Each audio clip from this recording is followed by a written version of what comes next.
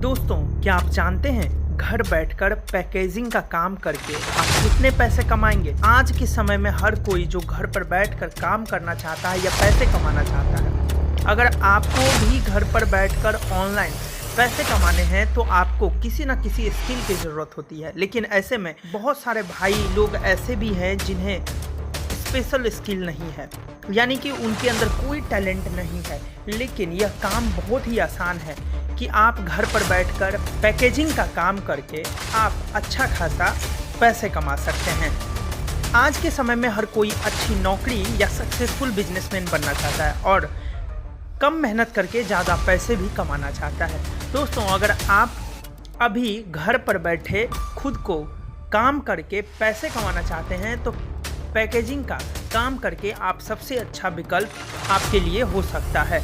यह पैकेजिंग का काम आप पे डिपेंड करता है कि आप किस तरह से चूज़ करते हैं। तो आज के इस वीडियो में हम इसी चीज़ों पे चर्चा करने वाले हैं। तो दोस्तों, देखते रहिए बाबा का बिजनेस और लेते रहिए बाबा का ज्ञान।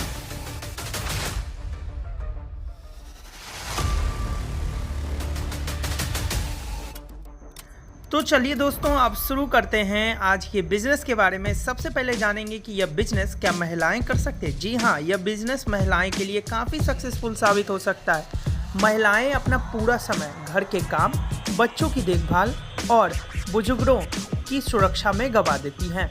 यदि महिलाएं कुछ करना चाहें तो उन्हें बहुत सी दिक्कत का सामना करना पड़ता है, लेकिन घर बैठे पैकेजिंग का काम करती है, मार्केट में सेल करती है, तो महिलाएं के लिए यह बिजनेस सबसे बेहतर होने वाला है। इसलिए आज के इस वीडियो में हम आपको बताएंगे कि कैसे घर बैठकर आप पैकेजिंग का काम कैसे आप शुरू कर सकते हो और कैसे कम पैसे में आप शुरू कर सकते हो। ये सारी इन्फॉर्मेशन हम देने वाले हैं, तो बने रहिए हमारे इस वीडियो में। सबसे पहले बात करेंगे कि पैकेजिंग का काम क्या है।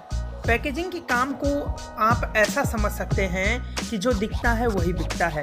यदि आप जितनी सुंदर पैकेजिंग करेंगे, आप जिस चीज़ की भी जितनी ज़्यादा पैकेजिंग करेंगे उतना बेनिफिट आपको होने वाला है। मतलब कि आप किसी भी प्रोडक्ट को चुनकर एक अच्छी सी पैकेटिंग करके और उससे पैकेट में डाल के नज़दीकी मार्केट में आप बेच सकते हैं।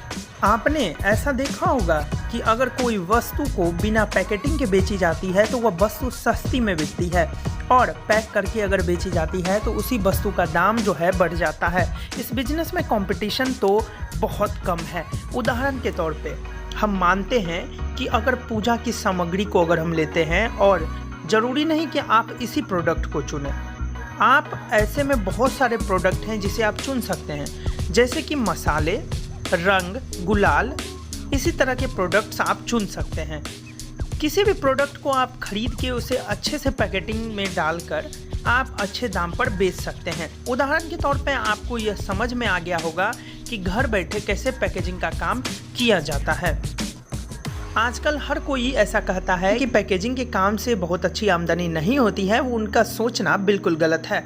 आप पाते हैं कि आपके आसपास के लोग जो खुद बेरोज़गार हैं और खुद निकम्मे हैं, वो कुछ कर नहीं सकते हैं और आपके दिमाग में ये भरकर आपको और पीछे धकेल देते हैं।